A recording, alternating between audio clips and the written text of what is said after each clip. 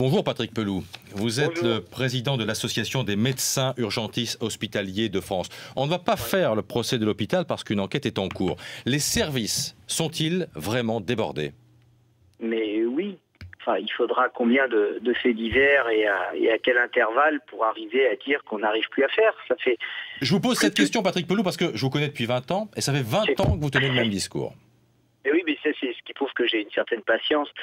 C'est pas facile, vous savez, de se battre contre des certitudes économiques qui ont fait que depuis des années, on a mis en face de l'hôpital et de ses valeurs humanistes, on a mis le couperet économique.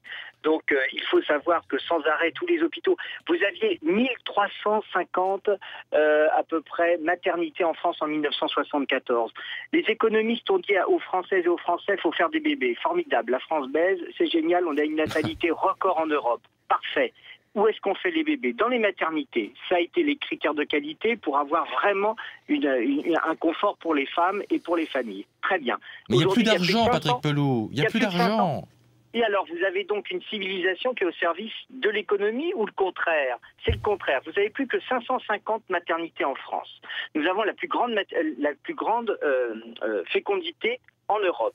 Et là, le rapport de la Cour des comptes d'il y a 5 ans, vous voyez, c'est pas moi qui le dis, c'est le rapport de la Cour des comptes qui a fait le point sur les 10 dernières années de la politique de périnatalité. Nous sommes passés de la 7e à la 20e place en Europe. D'accord pour le constat, Patrick Pelloux, mais ça veut dire que le regroupement des services aujourd'hui n'est pas une solution. A été excessif.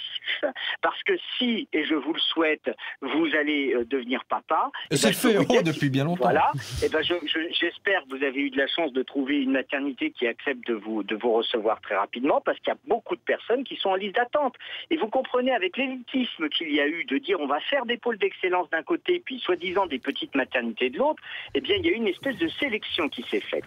Donc du coup, il faut réouvrir des maternités et dire qu'on va faire l'excellence partout. C'est pour ça que lorsque Marisol Touraine demande une enquête, les enquêtes, on en a plein les tiroirs, on en a plein les meubles, plein. Je peux vous raconter, vous disiez que ça fait 20 ans qu'on se connaît, c'est formidable, ça fait 20 ans que je les collectionne, les rapports. Ça n'entraîne rien. Ça n'entraîne que des certitudes économiques en disant il faut encore plus compresser. Là, on vient d'annoncer, il y a 10 jours, 150 millions d'euros nécessaires à l'AP-HP. Je ne vois pas franchement où on va les faire, d'accord? Donc du coup, moi, ce que je veux, ce que je demande, c'est qu'il y ait une enquête parlementaire sur les 10 à 15 dernières années de la politique économique à l'égard du service public hospitalier. Il faut savoir où on va, et ce n'est pas aller contre les cliniques, parce que c'est exactement la même chose avec la médecine de ville.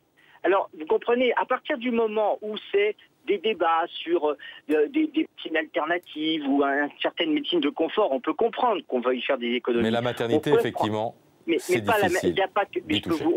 On peut parler de l'autre extrême de l'âge, c'est la même chose. Et donc là, vous avez une défaillance et on met les professionnels de terrain en situation de difficulté. C'est permanent et c'est constant. Merci beaucoup Patrick Pelloux. Je vous laisse aller travailler parce que vous entamez, je crois, une garde de 24 heures, n'est-ce pas? C'est ça. Merci. Merci infiniment.